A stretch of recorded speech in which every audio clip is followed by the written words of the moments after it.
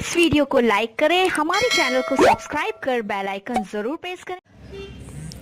आप देख रहे हैं डेली पलामू न्यूज। झारखंड के वित्त मंत्री राधा कृष्ण किशोर ने आज मेदिनीनगर स्थित मेदिनी राय मेडिकल कॉलेज एवं अस्पताल परिसर में रेड क्रॉस भवन में नई पुलिस चौकी का उद्घाटन किया। इस मौके पर पलामू के पुलिस अधीक्षक एसपी रिश्मा रमेशन, पुलिस उपाधीक्षक डीएसपी मणिभूषण प्रसाद, पलामू के civil surgeon doctor Anil Singh समेत कई अन्य प्रशासनिक अधिकारी और स्थानीय जनप्रतिनिधि उपस्थित थे। इस अवसर पर वित्त मंत्री ने कहा कि नई पुलिस चौकी का निर्माण अस्पताल और आसपास के क्षेत्र में सुरक्षा व्यवस्था को मजबूत करने की दिशा में एक महत्वपूर्ण कदम है। उन्होंने कहा, सरकार नागरिकों की सुरक्षा सुनिश्चित करने के लिए प्रतिबद्ध है और यह पुलिस चौकी उसी प्रतिबद्धता का एक हिस्सा है। इससे क्षेत्र में कानून व्यवस्था बनाए रखने में सहायता मिलेगी। बहुत सारे पुराने मेडिकल कॉलेज में भी एक पुलिस चौकी की स्थापना नहीं हुई है मैडम। धनबाद में पुलिस चौकी नहीं है मैडम, नहीं है। कल ही हमारी प्रिंसिपल से बात हो रही है, नहीं यार हमारे यहाँ नहीं है। सुरक्षा, क्योंकि बहुत दिनों से ये मांग थी सुरक्षा को लेकर। ये सुरक्षा आज जो है आपके द्वारा आज यहाँ पे चौकी का उद्घाटन किया गया। लगातार आप स्वास्थ्य के प्रति और शिक्षा के प्रति जागरूक रहते हैं, काम कर रहे हैं। क्या कुछ कहना चाहेंगे, क्या संदेश देना चाहेंगे? देखिए, एक अच्छी बात ये है कि ये एक सर्वमान्य सत्य यही है कि जहाँ सुरक्षा नहीं हो सकती वहाँ पे आप किसी भी प्रकार के विकास की बात नहीं कर सकते। कोई भी काम जो बढ़िया ढंग से हो सके उसकी कल्पना नहीं की जा सकती। यहाँ जब हम आए थे 28 दिसंबर को, मैंने भ्रमण किया था तो मैंने देखा कि कई प्रकार की त्रुटियां यहाँ विद्यमान है। और सबसे बड़ी बात ये है कि यहाँ पे सुरक्षा कर्मी की उपलब्धता नहीं रहने के कारण रोगी भी परेशान थे, उनके परिजन भी काफी डरे हुए रहते थे और जो हमारे चिकित्सा पदाधिकारी हैं या चिकित्सा कर्मी हैं उन्हें भी परेशानी होती थी। उनके मन में भी एक भय था। तो भय के वातावरण में कोई काम सुचारू रूप से नहीं किया जा सकता। मैंने बात किया पलामू के एसपी साहिबा से, तो इन्होंने तत्काल कहा कि 2-4 दिनों के अंदर हम वहाँ पुलिस पिकेट स्थापित कर दें। आज ये पुलिस आउटपोस्ट यहाँ पे स्थापित हुआ है।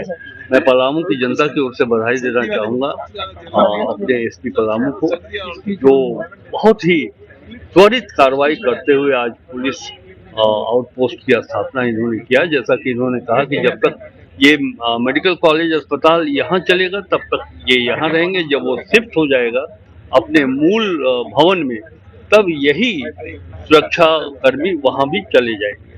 बहुत अच्छी बात है। मुझे पूरा विश्वास है कि एक बेहतर वातावरण तैयार होगा जिससे कि मेडिकल कॉलेज अस्पताल में लोगों को चिकित्सा सुविधा उपलब्ध हो सकेगी और लोग भय मुक्त वातावरण में काम करेंगे। सर, आपकी पहल पर कल हेल्थ सेक्रेटरी आ रहे हैं, रिम्स के सारे एचओडी वगैरह आ रहे हैं। हाँ बिल्कुल, क्या कहेंगे? कल मेरी बातचीत हुई है उनसे, प्रधान सचिव स्वास्थ्य श्री अजय कुमार सिंह जी से। वो कल यहाँ आएंगे और डॉक्टरों की एक टीम भी आएगी। विशेष स्पेशलिटी जो रखते हैं डिपार्टमेंट है, ऑन्कोलॉजी है, फिर कार्डियक के सेक्टर में है, ज्ञानी है और पीडियाट्रिक्स है, ऑर्थोपेडिक्स है, इन सब न्यूरो के डॉक्टर भी आएंगे यहाँ पर। और एक तो वो देखेंगे उस पक्ष को कि किस तरह से यहाँ हम सुपर स्पेशलिटी के डिपार्टमेंट को स्थापित कर सकते हैं। और दूसरी ओर मैंने उनका ध्यान इस ओर भी आकृष्ट किया है कि जो व्यवस्था है मेडिकल कॉलेज अस्पताल, उस व्यवस्था में जो भी त्रुटियां हैं उसको वो दूर करने के लिए जाकर देखें। और उन्होंने कहा है कि हम यहाँ एमएमसीएच भी आकर के देखेंगे व्यवस्था। बालाजी का सर जो कार्य है उस पर से रिकवरी के बात आपने कही, काफी असर। देखिए, एक एग्रीमेंट है बालाजी से राज्य सरकार के बीच, ये समझौता हुआ था और उन्होंने कहा था कि यहाँ जो रिक्वायरमेंट है 300 बेड के आलोक में जो सफाई कर्मी देना है उसकी संख्या होती है 135। लेकिन यहाँ के चिकित्सा अधिकारियों ने मुझे जानकारी दी, खुद बालाजी के सुपरवाइजर ने कहा कि जो उपस्थिति पंजी में अटेंडेंस हुआ है वो 51 है और 4 तारीख को डॉक्टर R.K. रंजन ने निरीक्षण किया था, तो उन्होंने पाया कि मौके पर 12 ही सफाई कर्मी उपस्थित। अब प्रश्न ये उठता है कि आप पैसा ले रहे हैं हमसे 135 सफाई कर्मियों का, और यहाँ पे आपकी उपलब्धता सफाई कर्मियों की मात्र 12, 25, 20 या ऐसे ही है। अब सवाल ये उठता है कि जब आप 20 की संख्या में सफाई कर्मी उपलब्ध कराते हैं, तो फिर 135 के आलोक में आपको भुगतान क्यों किया गया, क्यों होता है?